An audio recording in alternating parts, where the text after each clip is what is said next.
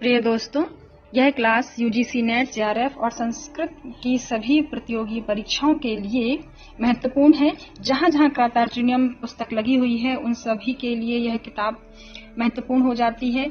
खास तौर से बीए प्रथम वर्ष में आ रही परीक्षा की दृष्टि को ध्यान में रखते हुए अत्यंत उपयोगी है। मैंने इससे पूर्व में 10 श्लोकों को पढ़ा दिया था, जिसकी लिंक डिस्क्रिप्शन में दे दी जाएगी। अब आगे के 5 श्लोकों को देखते हैं।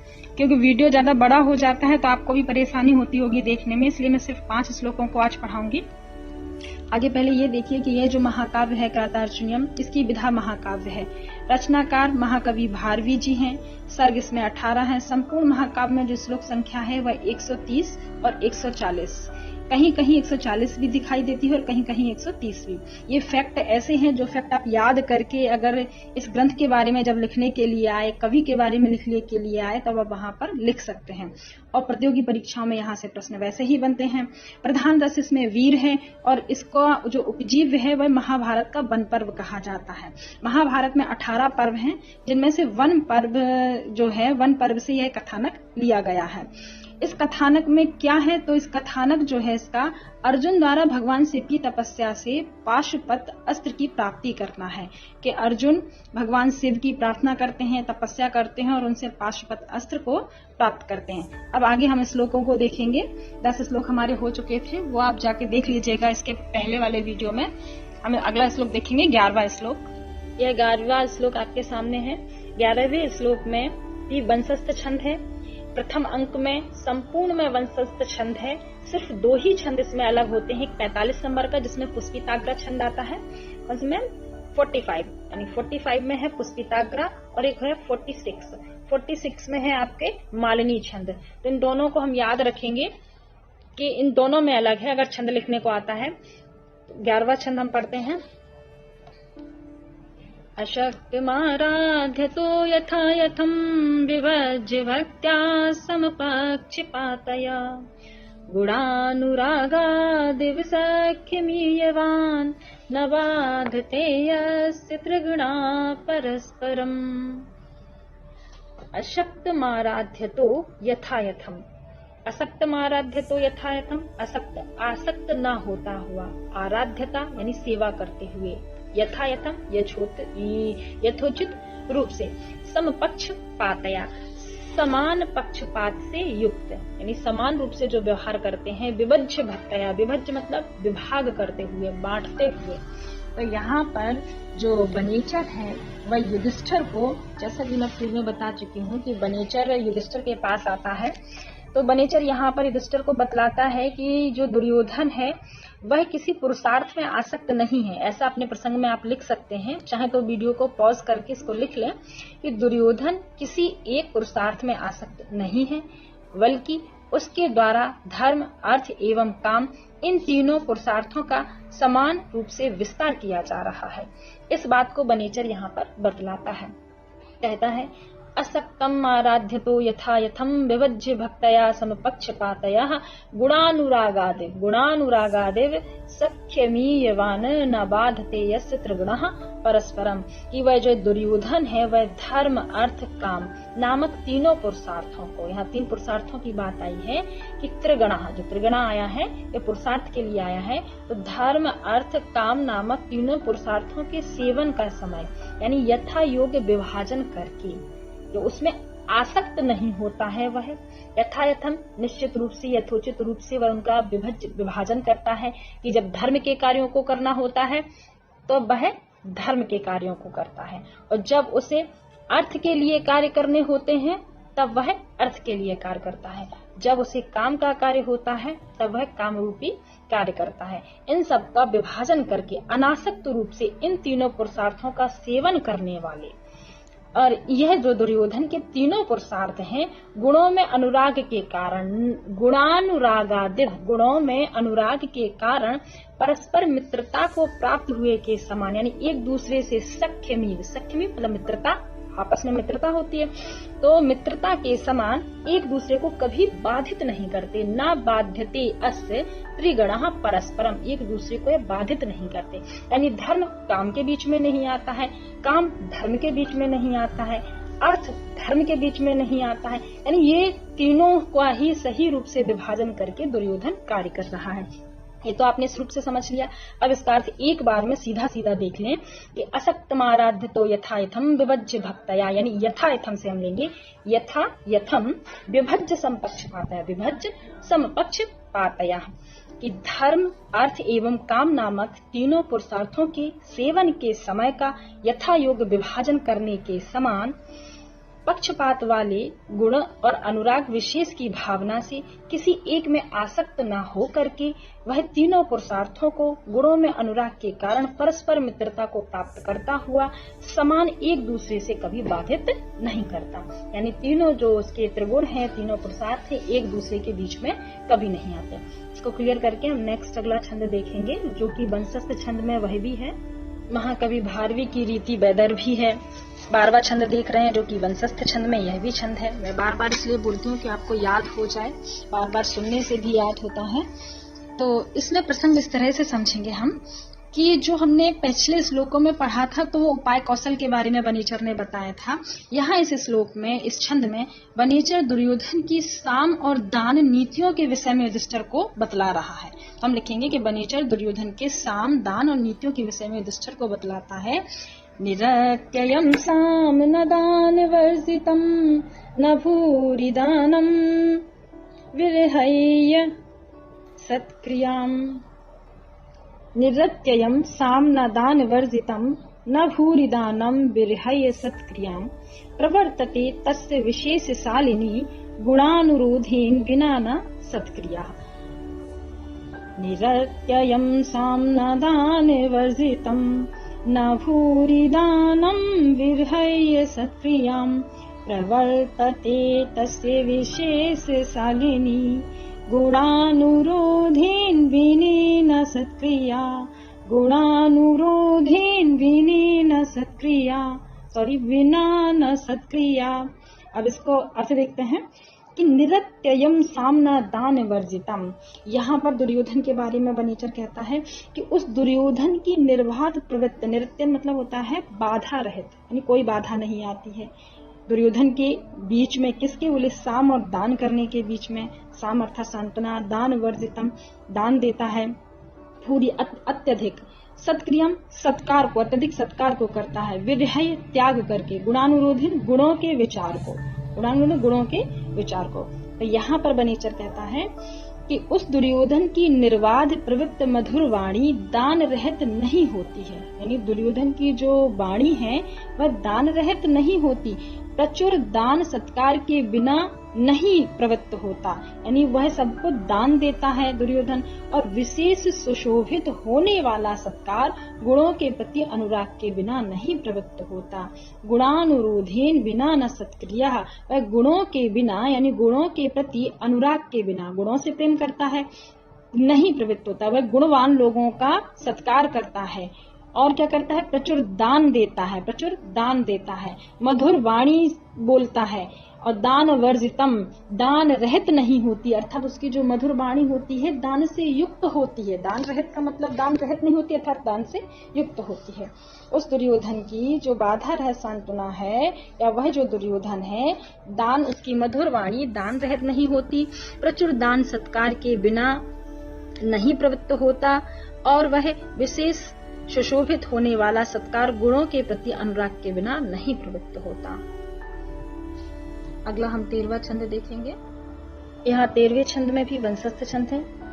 वसूनि वांछन वसी न मंथुना स्वधर्मे ये निवृता कारणा गुरुपदेशेन रिपोसुते पिवा निहन्ति दंडेन सधर्म विप्लवम।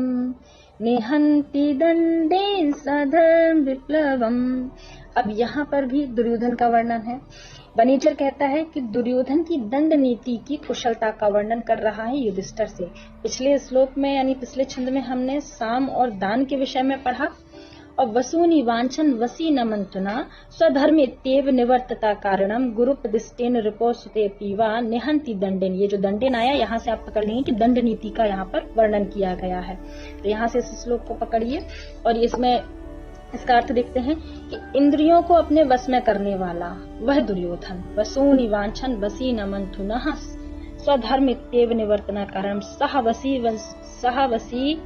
सहवसी वसूनि वांछन न मन्युनः, कि वह जो दुर्योधन है इंद्रियों को अपने बस में करने वाला ना तो धन को चाहते हुए यानी धन का लोभी नहीं है, ना ही क्रोध से ही, बल्कि और ना ही लोभ आदि के कारणों से रहित होकर के अपने राजधर्म को करता है। स्वधर्म इत्येव निवृत्ता कारणः, वह स्वधर्म अपना धर्म मानता है किसको, तो राजधर्म को, कि जो मेरा राजा का एक धर्म होता है मैं इसको मान करके, क्या गुरु के उपदेशों को, राजधर्म को अपना धर्म मानता है। ऐसा मानकर धर्माधिकारी अर्थात गुरुजनों के द्वारा, गुरुपदेष्टेन धर्माधिकारी धर्म को मनाने वाले वहां पर सभा में होते हैं, बताने वाले राजा को कि आपको ऐसा कार्य करना है, ऐसा नहीं करना है, तो वह उनकी बातों को मानता है। वैसे तो दुर्योधन किसी की बात को नहीं मानता था, लेकिन अब वो सोचता है कि राज्य कहीं चला ना जाए, तो इसलिए वह गुरु के उपदेशों को मानता है।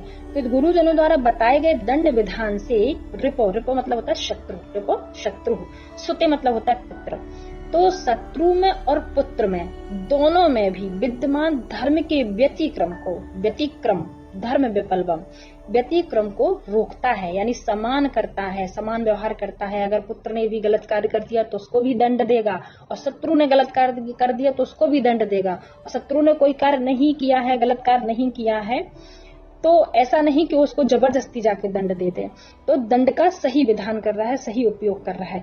वसूनि वांछन वसी न मंथुना सधर्म निवृत्त कारणा गुरूपदेष्टेन रिपोसुते पिवा निहंति दंडेन सधर्म विप्लवम।